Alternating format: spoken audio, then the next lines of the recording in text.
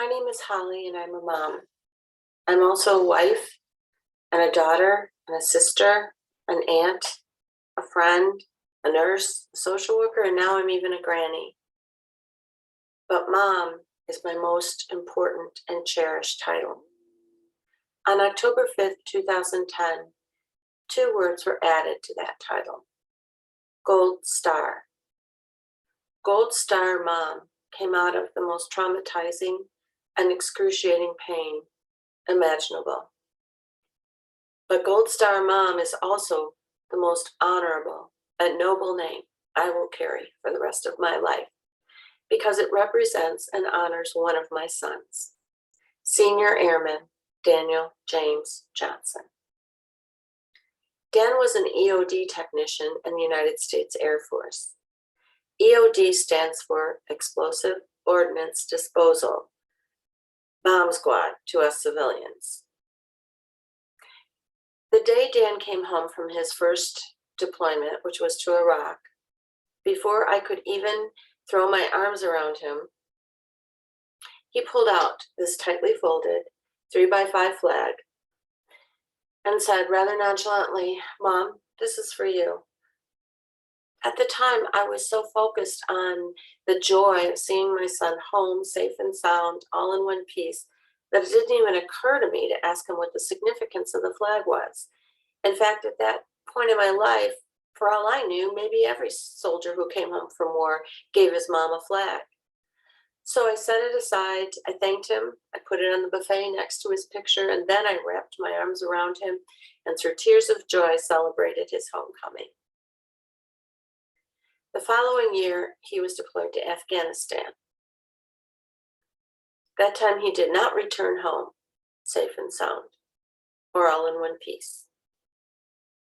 That time the tears were not of joy, there was no celebration. Instead, there was a flight to Vandenberg Air Force Base for a military funeral.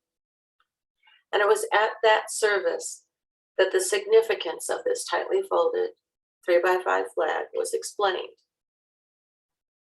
When EOD techs are on a mission, and it's determined that their equipment, their technology, such as robots and computers, are not going to be sufficient enough to disarm an IED out in the field, one of them has to put on the bomb suit. EOD techs know to keep what they wear under the bomb suit to a minimum. They know that for every extra ounce of clothing they wear under those bomb suits, they will experience an additional pound of pressure and pain on their bodies. This is because the suits are heavy, weighing over 80 pounds. They're hot, oftentimes over 100 degrees inside, and they're pressurized with computer wear and armor. Imagine putting on one of those suits and trying to maneuver out into a desert combat zone surrounded by hostile forces while concentrating on what you need to focus on to safely disarm a bomb and having extra pain on your body distract you.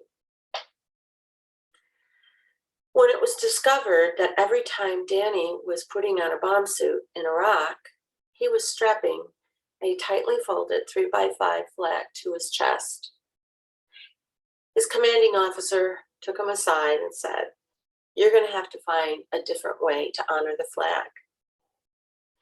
This flag weighs 14.5 ounces. That's 14.5 pounds of additional pressure and pain you're taking on."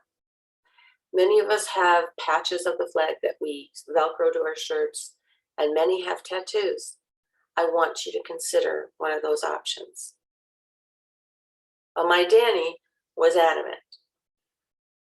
Every time he was going out on a call, he was going to strap, and he did strap this tightly folded 3x5, 14.5 ounce flag over his heart. And he told his commanding officer his intention was to give this to his mom when he returned home. And that's what he did. By the time he was deployed to Afghanistan, he was newlywed.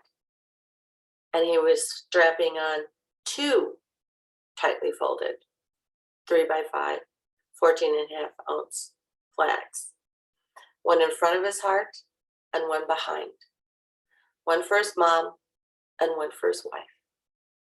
29 pounds of additional pressure and pain on his body because he loved his country and his family so much. I have dozens of stories I could tell you about Dan.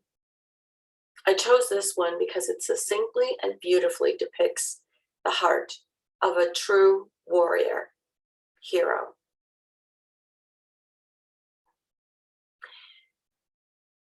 In his book, First to Fall, retired Air Force Captain Wayne G. Sales refers to the phenomenon in this country that we have of naming facilities, athletic facilities, schools, libraries, government buildings, parks, streets, and even highways after our heroes. But he also comments on how most of us don't know who those people ever were. We don't know those names. We don't know what extraordinary feats they accomplished. And therefore, we tend to forget that they were real people who lived real lives like you and left behind real families like mine. There's an old saying, every man dies twice. The first time is when he leaves this world. The second time is the last time his name is spoken out loud. I have a request for you. From now on, when you're driving on a highway and you see a sign that says so-and-so Memorial Highway, or you're walking into a school or a library or a building that's athletic facility that's not named after a hero, or walking through a park named after a hero, take a moment, say their name out loud, and then whisper a prayer for the real families of that real hero that he left behind.